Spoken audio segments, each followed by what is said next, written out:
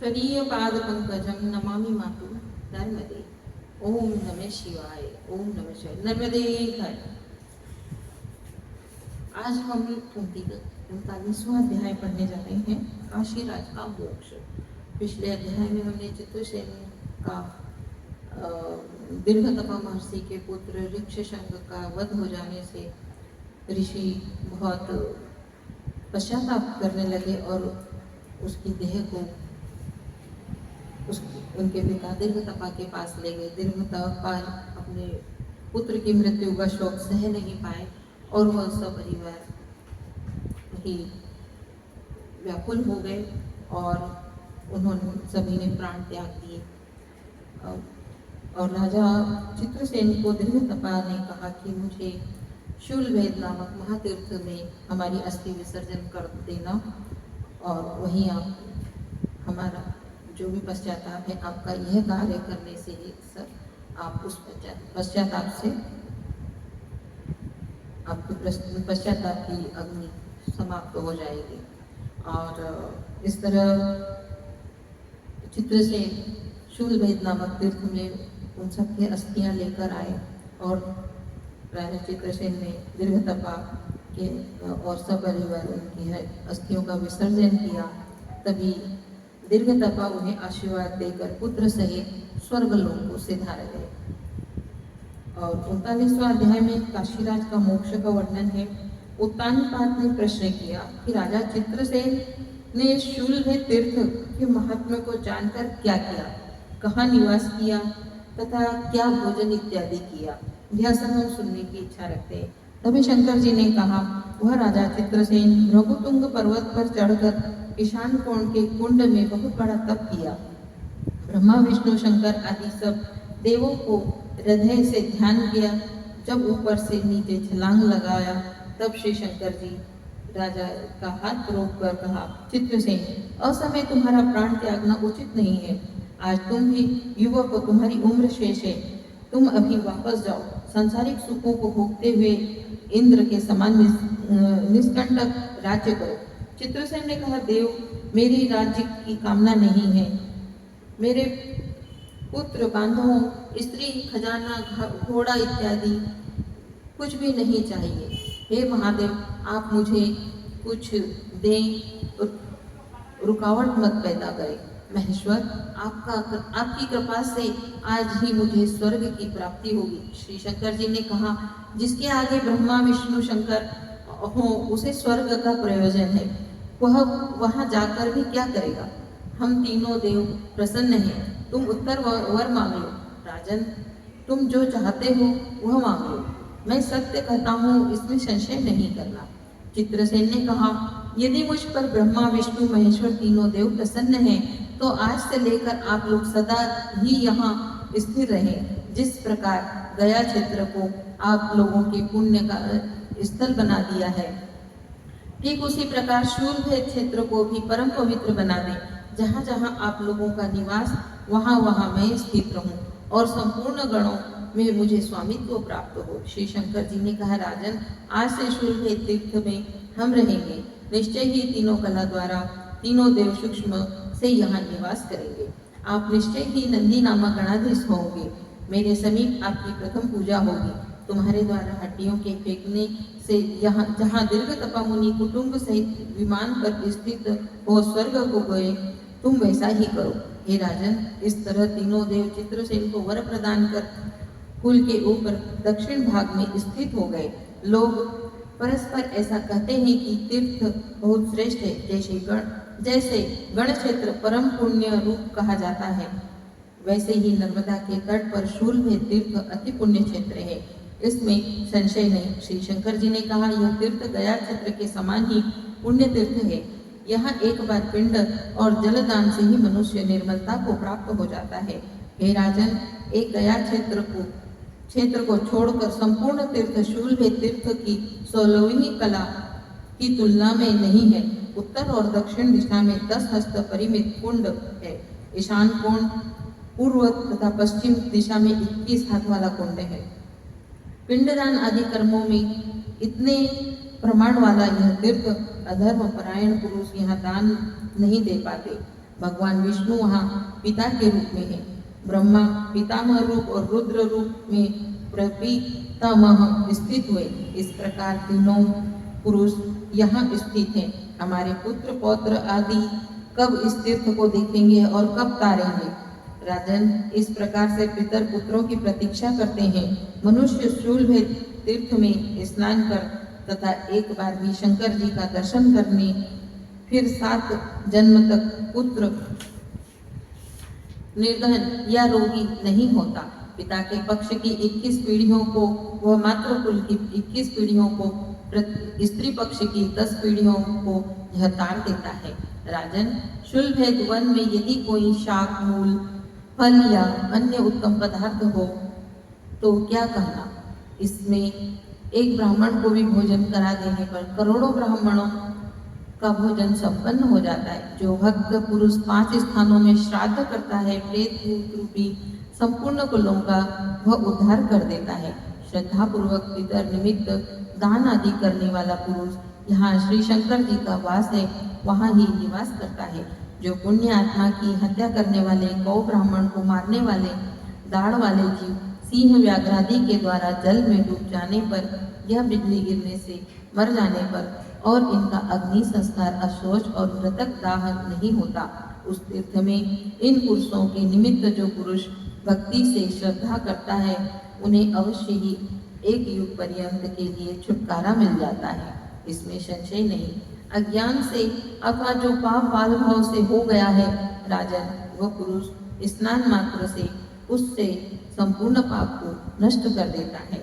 जिस प्रकार धोबी से धोया गया वस्त्र शुद्ध हो जाता है, उसी प्रकार पापी पुरुष तीर्थ में स्नान कर निर्मल हो जाता है। जो पुरुष इस तीर्थ में विधि पूर्वक संन्यास ग्रहण करता है, नित्य ही शंकर जी का ध्यान करते हुए संन्यास की दीक्षा का पालन करता है, वह परम पद को प्राप्त करता है। वह पुरुष इच्छानुसार शिवलोक में विहार करके अनंतर उत्तम कुल में उत्पन्न होकर वेद वेदांगों का ज्ञाता होता है। वह परम सुंदर और सौभाग्यशाली, सब रोगों से रहित, धर्माचरण से युक्त होकर राजा अथवा राजपुत्र होता है। राजन, तुमसे मैंने इस तीर्थ के फल को बताया। मनुष्य जिसे सुनकर सब पापों से निश्चय ही छूट जाता है, जो पुरुष इस आख्यान के श्रेष्ठ ब्राह्मण आदि के आगे सुनता है और श्राद्ध अथवा देव मंदिर के पर्व पर अमावस्या व पूर्णमासी में पढ़ता है, उस पर देवगण और पितृगणों के साथ मनुष्य भी प्रसन्न होते हैं। इसका पाठ करने वाले पुरुषों के सब पाप नष्ट हो जाते हैं। जो पुरुष तीर्थ के महात्म को लिख कर ब्राह्मणों को देता है, वह पुरुष अपने पूर्व जन्म का स्मरण करने वाले होकर इष्ट फल प्राप्त करता है और बहुत काल पर्यंत वह रुद्र लोक में निवास करता है। धर्मदीहर 40वां अध्याय, गंगा अवतरण सहित दान महिमा एवं व्याध की कथा। राजा उत्तानपाद ने पूछा, मेरी और कुछ सुनने की जिज्ञासा हो रही है। इस पृथ्वी पर गंगा किसके द्वारा लाई गई? श्री शंकर के जटा में समाई गंगा यहाँ कैसे आई? हे शंभो, यदि आप हम पर प्रसन्न हो तो पवित्र गंगा के महात्मा को भी बताएं। भगवान शंकर ने कहा, परम पावन गंगा जी इस धरती पर कैसे आई, यह सब तुम ध्यान से सुनो। दक्षिण दिशा में विंध्याचल है। एक समय शिखर पर सभी देवता उपस्थित हुए। वहाँ सभी लोगों के ईश्वर देव जगत गुरु श्री महादेव की पूजा, ब्रह्मा आदि सभी देवों की श्री गंगा का आह्वान किया और प्रार्थना की कि हे देवाधिदेव शंकर माँ परम पावनी गंगा को आप पृथ्वी पर छोड़ें। तब शंकर जी प्रकाशमान भगवती गंगा को अपने सिर पर पृथ्वी पर छोड़ा। इस स्थान में देवताओं के आह्वान पर माँ गंगा उत्पन्न हुई। उससे इस धरती पर मानव समाज के कल्याण के लिए वह देव नदी हो गई। जो लोग उसके तट पर निवास करते हैं, भक्ति से स्नान करते हैं, नित्य ही उसके जल का पान करते हैं, वे यमलोक नहीं जाते। राजन, जहाँ वह शूलभेद कुंड में गिरी है, देव नदी गंगा के पश्चिम की ओर, वहाँ पूर्वाभिमुख सरस्वती है। दक्षिण दिशा में शूलभेद एक बहुत श्रेष्ठ तीर्थ है। वहाँ स्वयं भगवान के द्वारा रचित पुण्यदायिनी देवशिला है। यहाँ स्नान कर जो मनुष्य भक्ति से पितृ देवताओं का तर्पण करता है, उसके पितृगण प्रलय पर्यंत तृप्त होते हैं। हे राजन, वहाँ जो मनुष्य भक्ति पूर्वक स्नान कर ब्राह्मणों को भोजन कराता है, दिए गए थोड़े से अन्न से भी जो उन्हें तृप्त करता है, उसके पुण्य का अंत नहीं है। उत्तानपाद ने पूछा, पृथ्वी में किस दान को श्रेष्ठ माना गया है? मनुष्य जिन दानों को भक्ति पूर्वक योग पात्रों से को देखकर सब पापों से छूट जाता है, देवशिला की महिमा और वहाँ की स्नान दान आदि का उत्तम फल और व्रत उपवास नियमों से जो फल मिलता है, हे भगवान, वह सब आप मुझसे कहिए। श्री शंकर ने कहा, राजन, पहले महापराक्रमी एवं बड़ा बलशाली मंडलाधिपति चेदी नरेश वीरसेन नाम से प्रसिद्ध थे। उनके राज्य में कोई शत्रु नहीं था। रोग, द्वेष एवं चोरों का सर्वथा अभाव था। वहाँ अधर्म भी नहीं था। सब जगह धर्म का ही प्रचार था। स्त्री सहित भूतपुत्र वाले राजा सदा ही प्रसन्न रहते थे। राजा चेदी नरेश को भगवती की समान सुंदर एक पुत्री थी। वह माता पिता एवं बंधुजन सबको इष्ट थी। समय आने पर विधि पूर्वक उसका विवाह कर्म संपन्न हुआ। उसके पश्चात चेदी नरेश वीरसेन 12 वर्ष में पूर्ण होने वाले यज्ञ में बैठ गए। उसी समय उस कन्या का पति मृत्यु को प्राप्त हुआ। अपनी पुत्री को विधवा देखकर राजा बड़े दुखी हुए।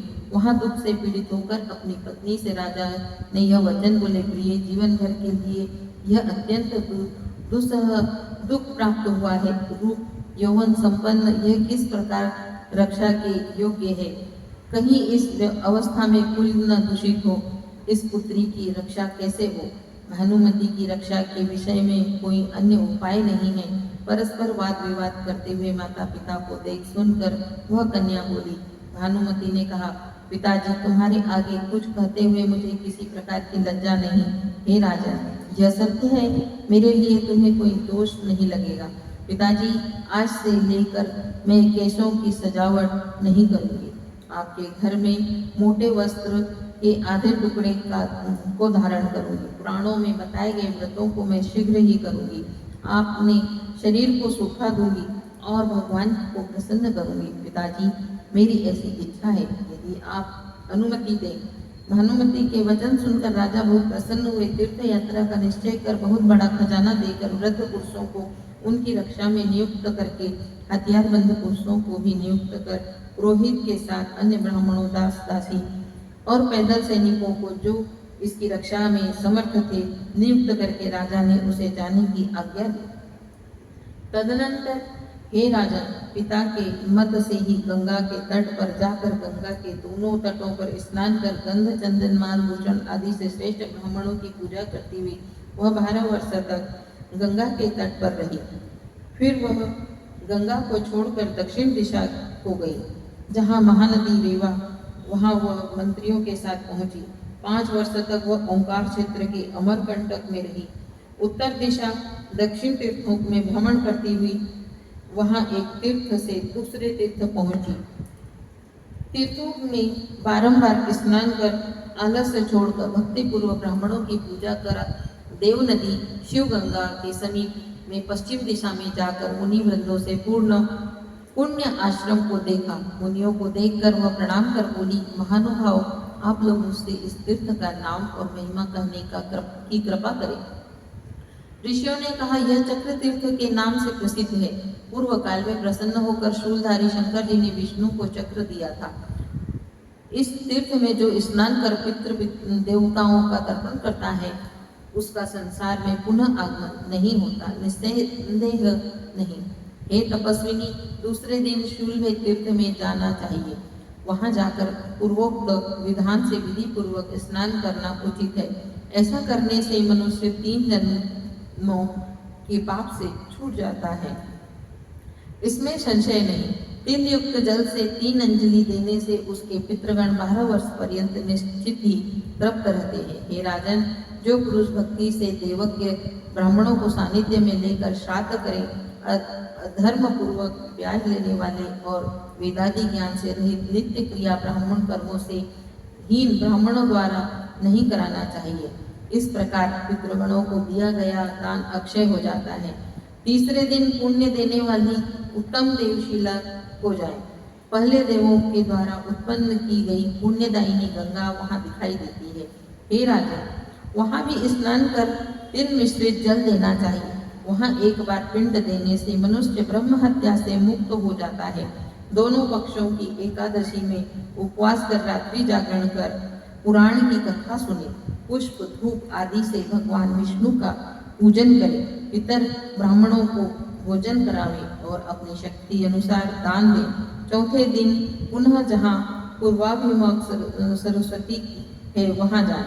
यह सरस्वती मनुष्यों को पवित्र करने के लिए ब्रह्मा के शरीर से निकली है।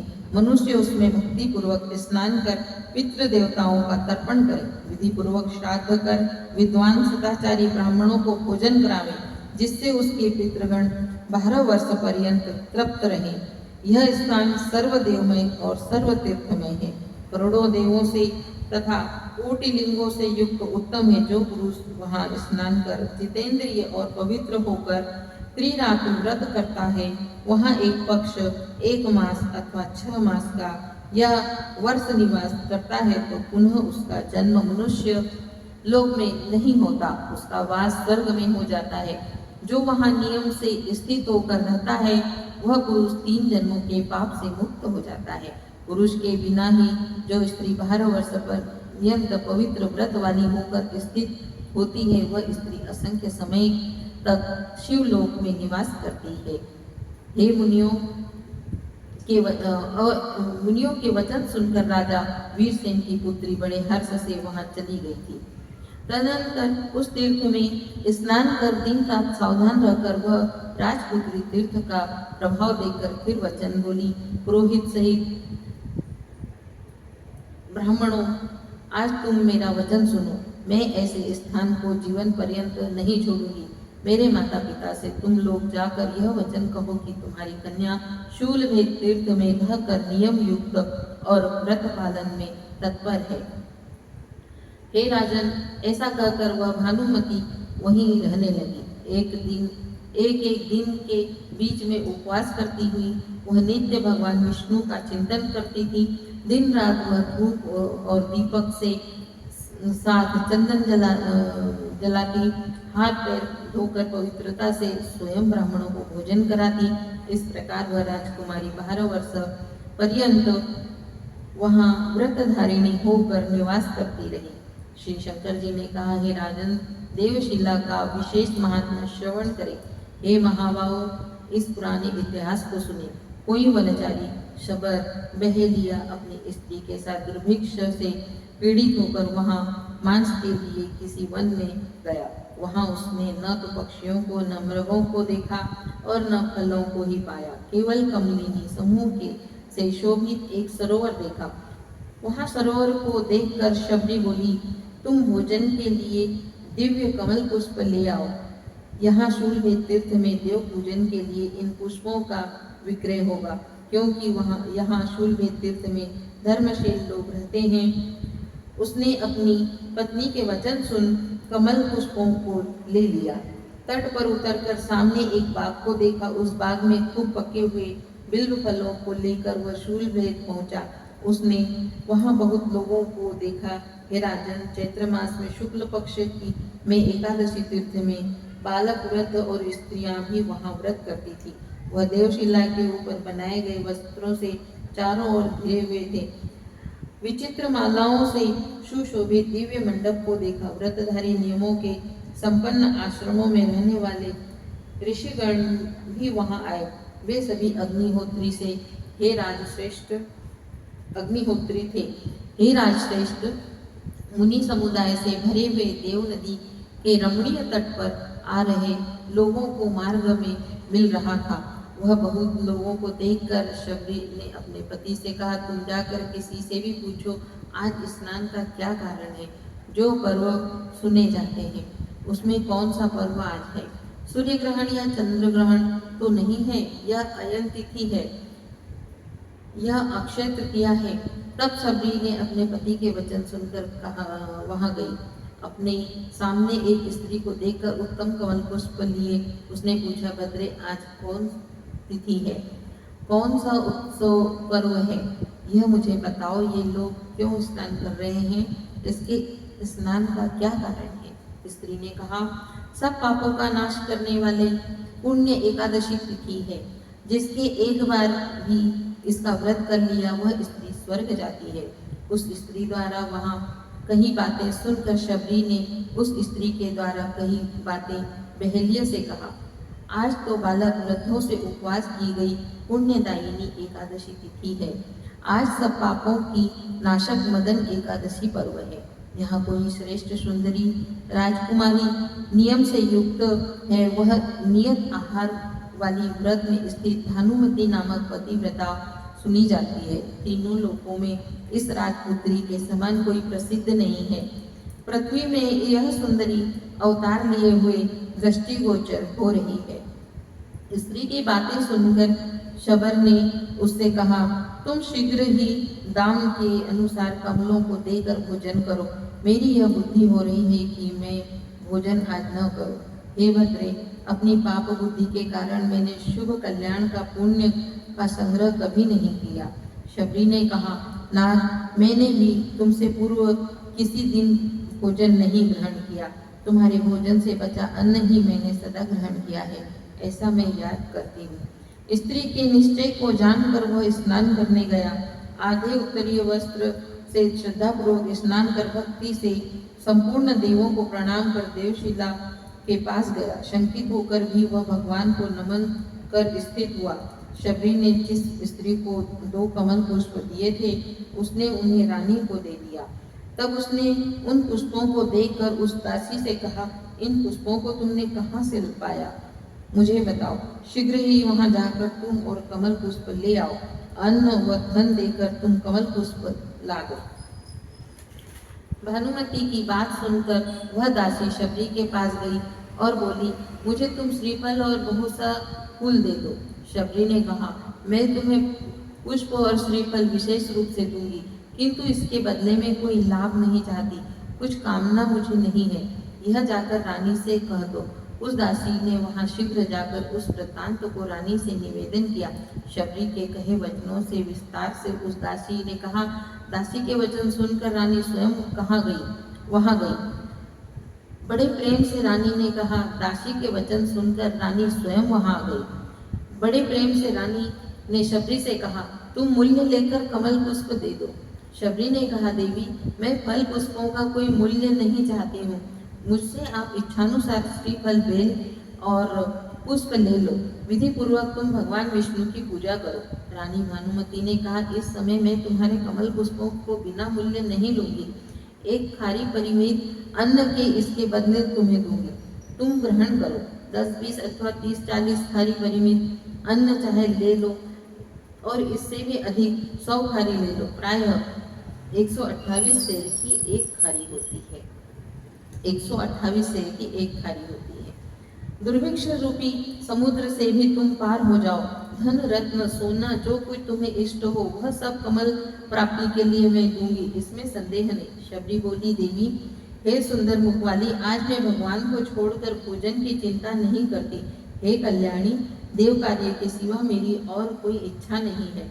रानी ने कहा, तुम अन्न मत छोड़ो, अन्न में ही सब स्थित है, इसलिए तुम मेरा अन्न ले लो। तपस्वी महाभाग्यशाली जो वन में रहने वाले महात्मा हैं, वे सभी गृहस्थ के द्वार पर सावधान होकर अन्न की याचना करते हैं। शबरी ने कहा, मैंने पहले ही कुछ लेने से मना कर दिया है रानी जी, सब सत्य है, मैं स्थिर है। सत्य से ही सूर्य तपते हैं, सत्य से ही अग्नि देव जलते हैं, सत्य से समुद्र मर्यादा में रहता है, वायुदेव सत्य से ही रहते हैं, सत्य से सत्य का पाक होता है, सत्य में ही गाय दूध बहाती है। वह संपूर्ण चराचर जगत सत्य के ही आधार पर टिका है, इसलिए सब प्रकार के सत्यता से सत्य की रक्षा करनी चाहिए। देव कार्य को छोड़कर मेरी कोई अन्य इच्छा नहीं है। रानी जी, आप पुष्प ले लो और भगवान विष्णु की श्रद्धा से पूजा करो। यह तो सुना ही जाता है कि ब्राह्मण के वचनों से कहीं कोई दोष नहीं होता। पुष्प, शाक, दूध, गंध, पुष्प, अक्षत, दही, शैया, आसन, भुनी वस्तुएं और जल आदि प्राप्त वस्तु का निरादर नहीं करना चाहिए। रानी ने कहा, बगीचे में भेंट से प्राप्त पुष्प, वन में मिला पुष्प, खरीदा गया पुष्प, दान में प्राप्त पुष्प, ये 4 प्रकार के पुष्प सबसे उत्तम पुष्प, वन में प्राप्त पुष्प जो स्वयं अपने द्वारा लाया गया हो। बगीचे में प्राप्त पुष्प मध्यम श्रेणी का है, खरीदा पुष्प नीच श्रेणी का माना गया है। जो पुष्प दान से प्राप्त होता है, विद्वान उसे निष्फल कहते हैं। पुरोहित ने कहा, रानी तुम फल पुष्प ले लो, भगवान विष्णु की पूजा करो, किसी बहाने से इसका आप उपकार कर देना। श्री शंकर जी ने कहा, शबर के द्वारा प्राप्त कमल सहित श्री फलों को लेकर उस रानी ने भगवान की बड़ी उत्तम पूजा की। पुराणों की कथा सुनकर रात्रि जागरण किया। तब शबर ने अपनी स्त्री से कहा, सुंदरी यथाशक्ति दीप के लिए तेल ले लो। तब दीपक प्रज्वलित कर उन दोनों ने भगवान की उत्तम पूजा कर भगवान का चिंतन करते हुए रात्रि में जागरण किया। इसके अनंतर प्रातःकाल स्नान के लिए उत्सुक लोगों को देखकर वह बड़ा प्रसन्न हुआ। उसने देखा कि कुछ लोग शूलभेद में नहा रहे हैं, दूसरे देव नदी में, कुछ सरस्वती में, कुछ मार्कंडे कुंड में, कुछ लोग चक्र तीर्थ में जाकर विधि पूर्वक स्नान कर रहे हैं। उन सभी ने स्नान से पवित्र होकर देवशिला के ऊपर यत्न पूर्वक श्राद्ध किया। उन लोगों को श्राद्ध करते देखकर शबर ने भी प्रयत्न पूर्वक बिल्व फलों से पिंडदान किया। भानुमति ने अपने पति को पिंडदान किया। शुद्ध सदाचारी पाखंड आदि दोषों से रहित ब्राह्मणों को भोजन कराया। भविष्य अन्न, हवि देने योग्य खीर पूरी आदि, दही, शर्करा, शहद, घृत और पायस तथा शुद्ध संस्कृत अन्न से सदाचारी विद्वान ब्राह्मणों को भोजन कराकर रानी ने विधि पूर्वक दान दिया। खड़ाऊ जूते, छत्र, शैया, बैल और अनेक प्रकार का दान, सुवर्ण, रत्न व धन आदि दिया। हे महाराज, चक्र तीर्थ में जो पुरुष कपिला गाय देता है, उससे पर्वत, वन सहित पृथ्वी मानो दे डाली होती है। उत्तानपाद ने कहा, देवेश, राजा को जो जो दान श्रेष्ठ बताए गए हों, कृपा कर उन सब दानों को आप मुझसे कहिए। श्री शंकर जी ने कहा, तिलों को देने वाला सुंदर संतान को पिंडदान करने वाला तथा उत्तम नेत्र को पाता है। भूमि को दान देने वाला स्वर्ग पाता है। सुवर्ण को दान देने वाला दीर्घायु, घर को दान देने वाला रोग रहित होता है। अश्व, रथ, गाड़ी, शैया देने वाली स्त्री तथा अभय देने वाला ऐश्वर्य पाता है। अन्न देने वाला सदा सुखी, ब्रह्म विद्या को देने वाला संतान ब्रह्मा को पा लेता है। जल, अन्न, पृथ्वी, वस्त्र, तिल, सुवर्ण, घृत आदि सभी दानों में ब्रह्मदान, ज्ञान दान सबसे बढ़कर है। मनुष्य जिस जिस भाव से जो जो दान देता है, उस भाव से ही वह क्रमशः फल पाता है। रानी के दिए सब दानों को देखकर शबर ने पत्नी से कहा, भद्रे, वेदों में परमगामी ब्राह्मणों ने पुराणों का पाठन किया है। यह सब दान धर्म का शुभ फल देने मैंने सुना है। पूर्व जन्मों में संचित पापों को स्नान, दान, व्रत आदि से नष्ट कर दुख से छूटने वाले शरीर को छोड़कर मनुष्य उत्तम गति पाता है। कल्याणशील मैं संसार से डरा हुआ हूँ। तुमसे सत्य कहता हूँ, मैं अनेकों पाप बहुत बार किए हैं, बहुत जीवों की हत्या की है, सदैव ही पर्वतों को जलाया है। उस पाप से मैं जल रहा हूँ। मेरी दरिद्रता हट नहीं रही है। मुझ पापी ने पहले तीर्थ स्नान भी नहीं किया। भद्रे, इससे मैं बहुत दुखी हूँ। मुझे सदा ही दरिद्रता प्राप्त हुई है। अतः अब तुम माता के घर जाकर रहो। मुझ पर किए स्नेह भाव छोड़ दो।